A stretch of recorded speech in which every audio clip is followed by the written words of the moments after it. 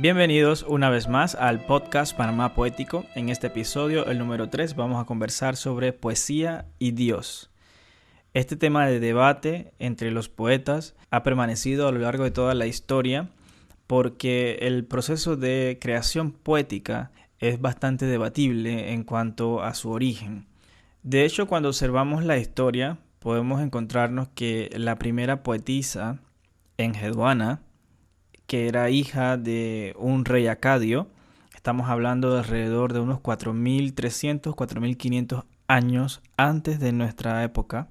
Ella era suma sacerdotisa de uno de los templos en la región de Sumeria y a la vez era poeta. De hecho, es la primera poeta de la que tenemos referencia en toda la historia, porque es la primera persona que al escribir ponía su nombre debajo como autora. Entonces, esta relación mística que tenía esta suma sacerdotisa con la poesía nos hace pensar sobre sus orígenes divinos. En esta conversación me gustaría enfocarnos en dos poetas un poco más recientes, más cercanos a nuestra época, a la poeta panameña Estela Sierra y el poeta español Federico García Lorca. Estela Sierra, en su obra Poesía Completa, la edición conmemorativa, se incluye uno de sus discursos y me gustaría resaltar un pequeño párrafo titulado La poesía y Dios. Estela dijo: en toda poesía hay una misteriosa realidad. El misterio es el que el poeta aprehende del infinito. Toda poesía viene de Dios y va a Dios. Sí, tal vez el poema final es nuestro encuentro con Él, en donde el espíritu, desligado completamente de vestiduras mortales, se recrea a solas, encendido de amor. Lo auténtico es la hechura del poema, su dificultoso logro. El poeta busca anhelante apresar la poesía. Lograrlo es su más cara ilusión. Reconozcamos, sin embargo, que la poesía apenas se apoya en el poema, quedando así una como forma de oída. Tal es la dificultad y responsabilidad del arte, del artista. Es este hacer poesía la tarea inocente de que nos habla Hölderlin y que yo me atrevo a calificar de dificultosa tarea inocente, ya que tiene tanto de riesgo como de encantamiento. Antes de hacer nuestro juicio sobre lo que Estela dijo una vez, nosotros como seres humanos tendemos a observar la realidad y a interpretarla dependiendo de nuestras creencias, dependiendo de nuestros conocimientos previos y de la forma como percibimos y nos involucramos con el mundo. Entonces, por eso es que se difiere tanto en el asunto del origen de la poesía, porque cada uno va a utilizar el patrón de creencias que tiene en su mente para afirmarlo o para desestimarlo. Entonces, reflexionando sobre el texto de Estela, la parte central consiste en que ella afirma que el misterio de la poesía y del poeta mismo es que el poema viene de Dios y va a Dios. Es decir, es un flujo entre el poeta y Dios. Esta tarea dificultosa, como ella lo dice, es precisamente porque la poesía implica para los poetas un misterio. ¿Qué significa esto? Esto significa que es difícil definirlo, es difícil entender el proceso y es difícil también interpretarlo. Esta definición de poesía y Dios se acerca mucho a lo que podemos llamar poesía mística. Por ejemplo, San Juan de la Cruz u otros poetas como el afgano Rumi, en donde es difícil dividir dónde termina la poesía y dónde empieza la mística, porque el poeta y el místico se funden en una sola imagen junto a Dios. Analizando un poquito más allá las palabras de Estela, podemos decir que esa recreación que ella afirma que se hace al momento de la lectura es prácticamente la misma recreación que tiene el poeta al momento de escribirlo. Tanto poeta, tanto lector, ambos son parte del mismo proceso de revivir el poema y revivirse a sí mismo dentro del poema. Ahora, pasando palabras de Estela, vamos a continuar con las palabras de Federico García Lorca. Esto proviene del libro Palabra de Lorca, Declaraciones y Entrevistas Completas. Está en la página 67, titulado Poética de viva voz A.G.D. Federico dijo: pero, ¿qué voy a decir yo de la poesía? ¿Qué te voy a decir de esas nubes, de ese cielo? Mirar, mirar, mirarlas, mirarle y nada más. Comprenderás que un poeta no puede decir nada de la poesía. Eso déjaselo a los críticos y profesores, pero ni tú, ni yo, ni ningún poeta sabemos lo que es la poesía. Aquí está, mira, yo tengo el fuego en mis manos, yo lo entiendo y trabajo con él perfectamente, pero no puedo hablar de él sin literatura. Yo comprendo todas las poéticas, podría hablar de ellas si no me cambiara de opinión cada 5 minutos. No sé, puede que algún día me guste la poesía mala, muchísimo, como me gusta o como nos gusta hoy la música mala con locura. Quemaré el Partenón por la noche, para empezar a levantarlo por la mañana, y no terminarlo nunca. En mis conferencias he hablado a veces de la poesía, pero de lo único que no puedo hablar es de mi poesía. Y no porque sea un inconsciente de lo que hago. Al contrario, si es verdad que soy poeta por la gracia de Dios o del demonio, también lo es porque lo soy por la gracia de la técnica y del esfuerzo, y de darme cuenta en absoluto de lo que es un poema. Esta profunda declaración de Federico nos deja 2 puntos importantes para analizar. El primero, que él dice que la poesía no puede ser analizada o interpretada por el poeta, porque el poeta prácticamente está absorto en la poesía. Que esa definición y esa crítica hay que dejársela a los profesores y a los intelectuales, pero que ningún poeta sabe lo que es la poesía. Y esto es importante porque cuando me empezó a interesar la poesía, obviamente nosotros en Panamá, nuestra educación poética se extiende solamente hasta los poetas pasados del romanticismo y del modernismo, a los clásicos prácticamente, porque no ha avanzado ese conocimiento poético hacia las personas, a los profesores y a los educadores, con la poesía nueva, las nuevas formas y las nuevas corrientes de poesía. Entonces, cuando me interesé por escribir poesía, tomando como base ese conocimiento previo que tenía de la escuela, me di cuenta que yo tampoco sabía qué era la poesía. Y al momento de investigar, buscar y leer de diferentes lugares, de diferentes fuentes, me di cuenta que cada poeta no sabe decir lo que es la poesía. Solamente son capaces de describirla utilizando naturalmente el lenguaje poético. Es decir, utilizamos imágenes, formas y metáforas para tratar de explicarle a otra persona qué es la poesía. Sin embargo, no hay una manera fija de poder decirlo. Esta descripción de la poesía, no admitiendo un significado concreto, deja a la poesía en el ámbito del misterio. El poeta es el administrador de ese misterio, sin embargo, no lo comprende del todo.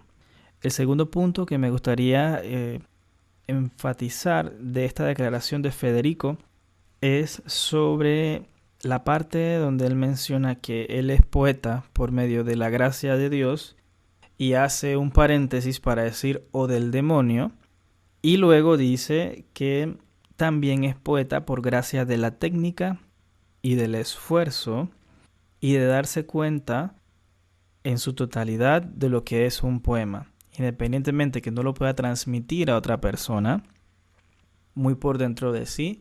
Él dice que él domina ese conocimiento de lo que es un poema. Entonces, por un lado, él menciona el origen de la inspiración, que puede ser de Dios o del demonio. Sabemos que Federico escribía bastante utilizando los opuestos. Y por otro, entonces vemos que él dice que es por la gracia de la técnica. Entonces, no basta solamente con que la persona tenga, podemos llamarle un don, una afinidad o un interés por la poesía. Adicional a eso, la persona tiene que dominar la técnica y tiene que hacer un esfuerzo por entender lo que es el poema y este flujo de la poesía.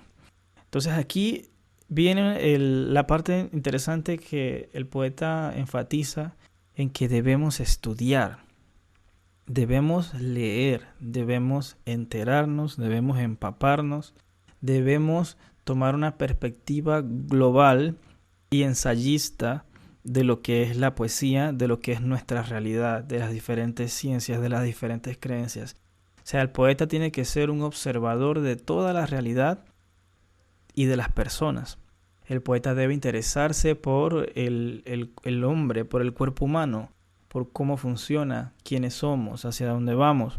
Todas esas preguntas son importantes para el poeta porque le van a ayudar a cumplir su trabajo de expresar esa corriente poética a las demás. Este esfuerzo debe ser constante para que podamos desarrollar en nosotros la conciencia poética, que es esa corriente muy particular nuestra.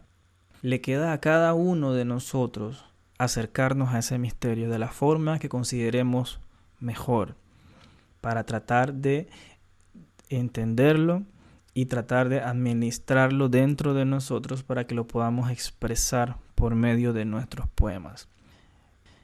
Los poetas son formadores de sociedades.